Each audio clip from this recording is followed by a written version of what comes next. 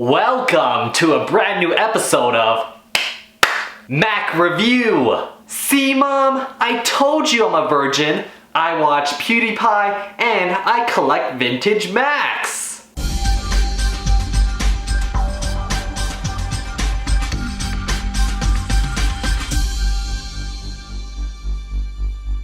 Hey guys, so finally the third episode of my vintage Mac collection is out. And for some reason, it's the only series of videos where I film at night. I said that I would release this episode sometime in July, and it's July 31st right now, so I still kept my promise! How do I still have fans? Speaking of which, if you're a young fan or subscribed because of the Jake Paul concert or TanaCon video and don't know what these ancient things are, well, you know the company that made your iPhone? Apple? They also make computers! And I'm gonna show off their older desktops and laptops on this episode of my vintage Mac collection.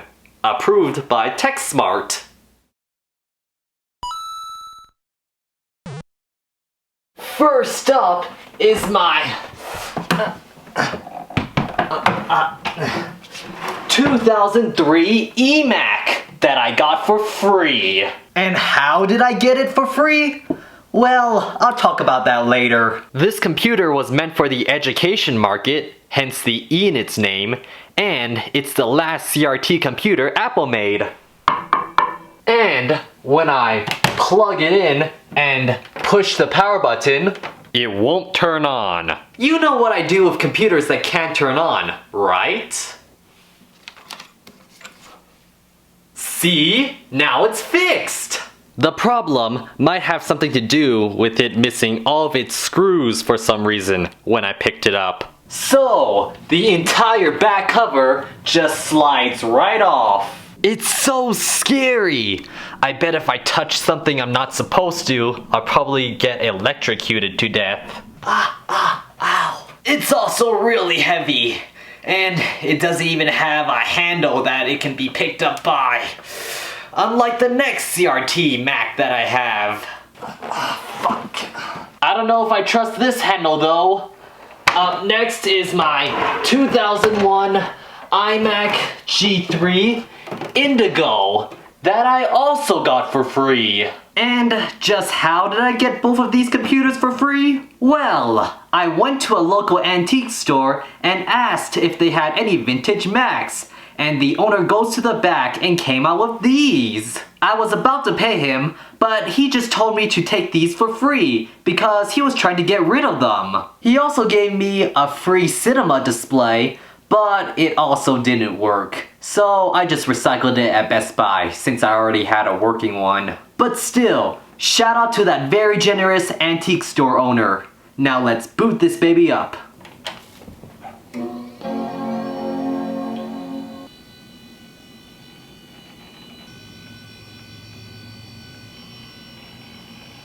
His generosity knows no bounds, cause he also included a black Pro mouse. When it boots up, it has a password on it from the previous owner. But since the previous owner was such a genius, they set the password hint as the password. Nice!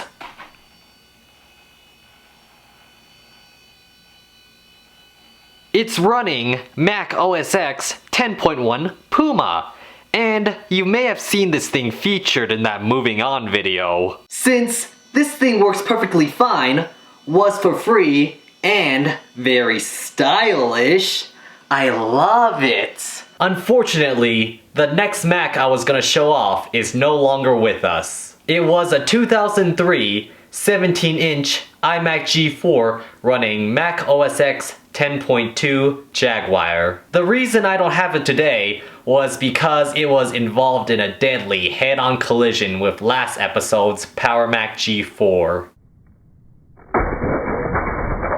I want to now take the time to explain why I did that. Since I already had a more iconic iMac G4, the one with the standard screen size, and I was running out of space in my room, I wanted to get rid of some Macs that were similar to each other, which also included the second Power Mac G4 I had. I probably should have sold it, or gave it away, but that's not in the spirit of this channel. I'm sorry to all the other vintage Mac collectors who are pissed off because I did something for the lulz. After I finished filming that video, I recycled the computers at Best Buy, and the employee gave me a funny look when he saw the condition they were in. More info about the 17-inch iMac G4 is that I got it from Savers for $23. And it's not a total waste, cause it also included an Apple keyboard I didn't have yet. And the famous Harman Kardon speakers that came with all iMac G4s, which I also didn't have yet. And I'm keeping. I'm also keeping these parts I got out of the iMac and Power Mac before I recycled them. This next Mac needs no introduction because I already featured it way too many times in some of my other videos. The 1999 iBook G3 clamshell Blueberry.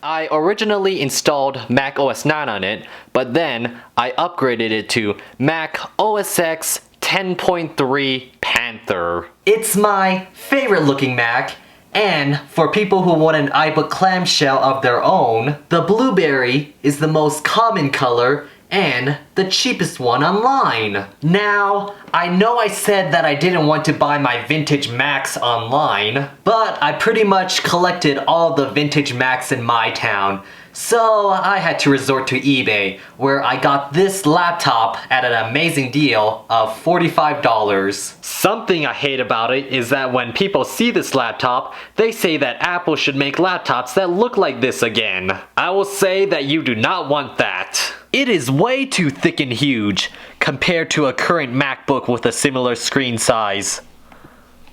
Just look at those bezels. Ew. It is also way too heavy compared to what I have now. And the handle only slightly helps. My arm still wanted to die after I brought this to VidCon for no good reason and had to carry it around for several hours. Does Skype run on Macs? Yes, of course it does. Alright, could you help me install it on this? And cracks can appear out of nowhere, even without any abuse. This laptop has been through a lot with me. When I first got it, I had to replace its original hard drive. Then, I broke the Ethernet port due to thinking it was the USB port. Then, I bought a second Blueberry iBook clamshell and replaced its screen that had the splotch on it with the better one. Then I smashed the other iBook clamshell in a video, so this clamshell is now scarred for life. I also brought it into a coffee shop to type a script to see if anyone would react to it, but nobody cared. Also, why is it that every time I shut it down, it has a stroke? Speaking of vintage Apple laptops featured in my videos, lastly is my 2002 PowerBook G4. Have I ever mentioned how much I hate laptops that have manual latches? Finally.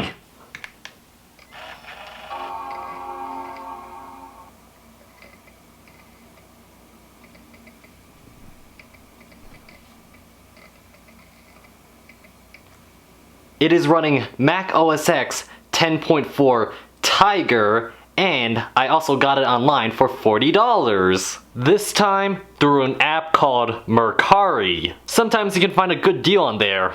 Not sponsored.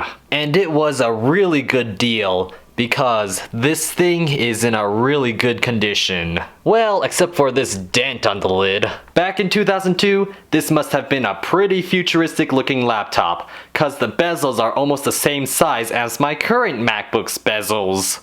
Wow. Look, Ma, no charger. Oh. Look, Ma, no charger. Another item I bought on Mercari was this exact same laptop, but it was $15 and for parts. But why? Well, the video that this laptop was featured in required me to have a working PowerBook to show off and a broken one to smash. Man, there's a lot of vintage Mac violence in this episode.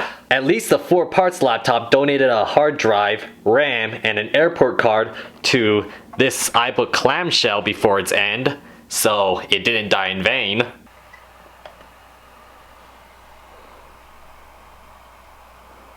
No, I shouldn't. And that does it for the vintage Macs. Now, let's get into some vintage Mac accessories.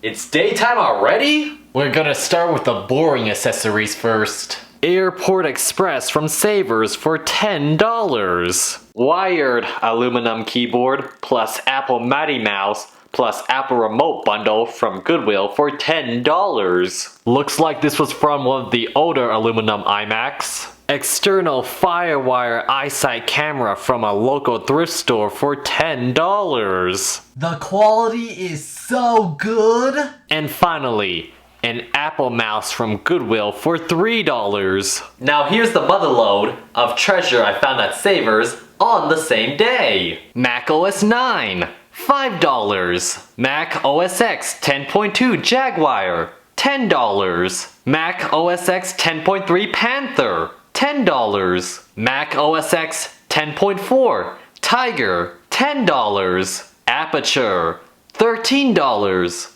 Aperture 2, $6. And iLife 11, $5.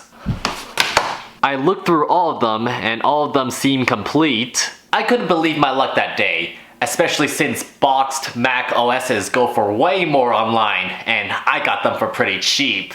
Yeah. And it's funny how Savers charged the lowest price for Mac OS 9, but on eBay, it's the most expensive out of all of them. I don't know if I should mention this, but I like that some of the Mac OSs are named after some very strong and big cats. And with that, I think we can conclude episode 3 of My Vintage Mac.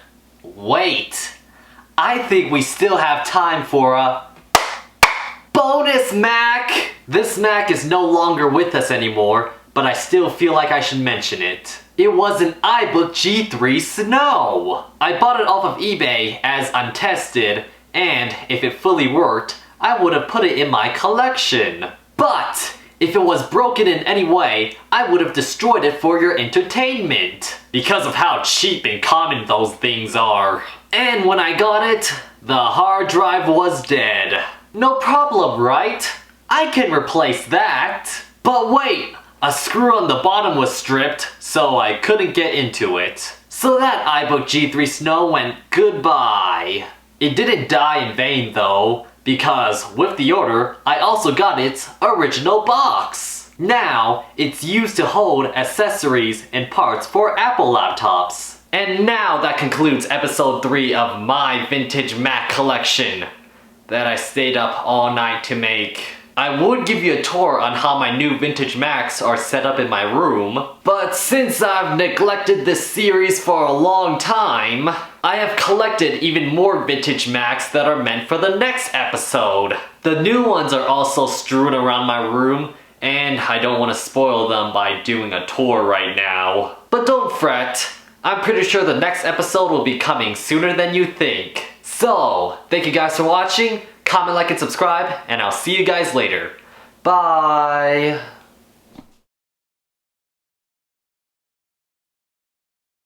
King, you kept me up all night! Mom! I'm sorry! I would have cared if you were doing the action with a girlfriend, but no, you were jerking off your stupid Macs! As punishment, I'm taking one of your vintage Macs! Wait, that's not vintage!